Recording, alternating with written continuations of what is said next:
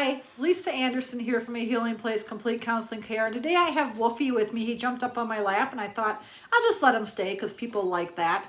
So let me talk a little bit about the subject today. It's about this situation with teenagers, specifically the seniors who are losing their senior last part of their year or not going to be able to get a graduation or where they get to walk through and get their diploma, or if it's your prom and it was your last year to go to prom. All of these things are very disappointing and very sad, and it's really important that we acknowledge that for them, but to think that they can't get past it would be misleading and not true. So I want to talk a little bit about how we do that.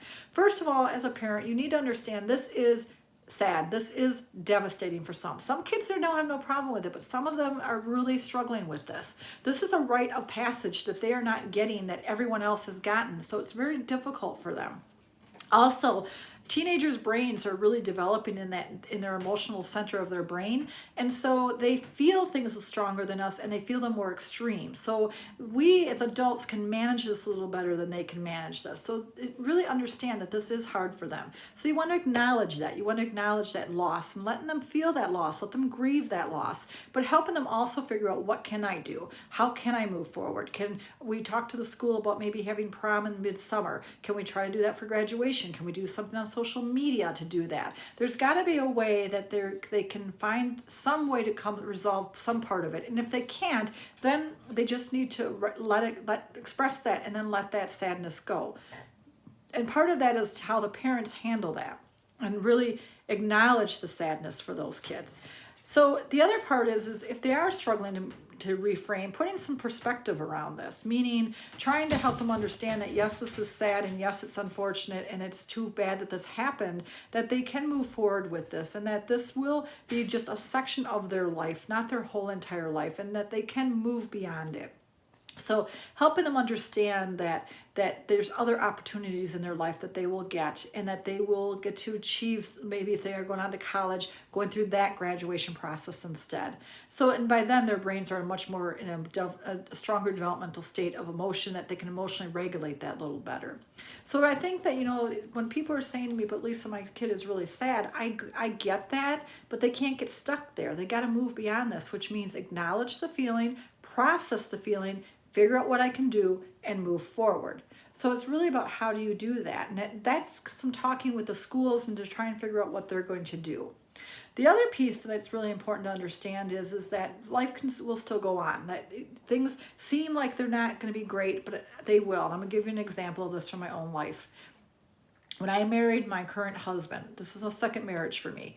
We just bought a house on Friday. We were planning on having the wedding in the back of the house yard. We had it all set up. We had actually been renting that house for a few months before we purchased it. So we had been established in that house. We were ready to have this wedding in our backyard. We're going to have about 50 close friends. A friend of ours was going to officiate over it. It was going to be lovely.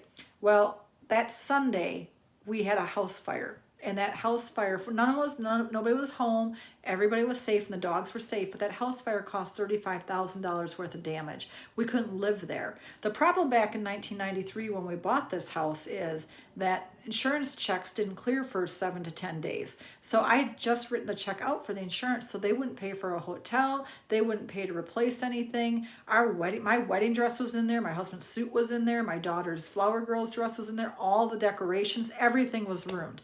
And so I had a week to try and figure out what to do to get married, or did we postpone? And we both decided we had been waiting long enough to get married, so we were going to just go through with it. So we ended up having the wedding itself at the courthouse through the Justice of the Peace. The hotel we were staying in felt so bad for us that they gave us these 2 really nice suites. Now, they weren't able to give us a conference room, but suites that we could use to at least have our guests. Funny now, looking back in our pictures, you see beds in the back of in the backscape of our pictures.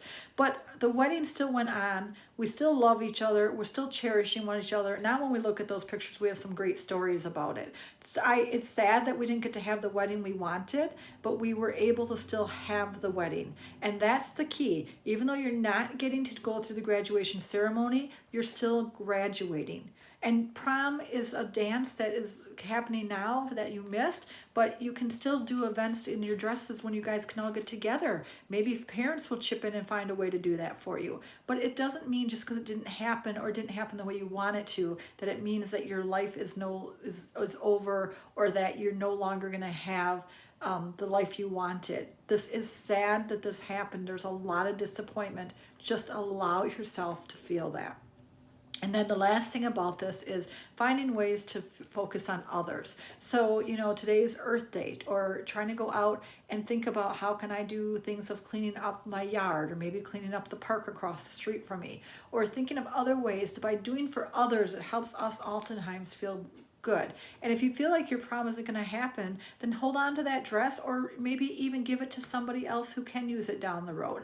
There's a lot of different things you can do to make yourself feel better. But sitting and feeling that this is going to change my life and I'm never going to feel right about this is not the right mentality to have, because that literally is going to affect you for your entire life. Change the reframing the thought, acknowledge the feeling, and allow yourself to figure out what you can do and focus on to help yourself feel better. Hope these will work for you. I'm really hoping that the year of 2020, that all these students that missed this, that they can find some way to give them the graduation that they deserve. Best of care. Take care of yourself and stay safe, everyone. See you soon.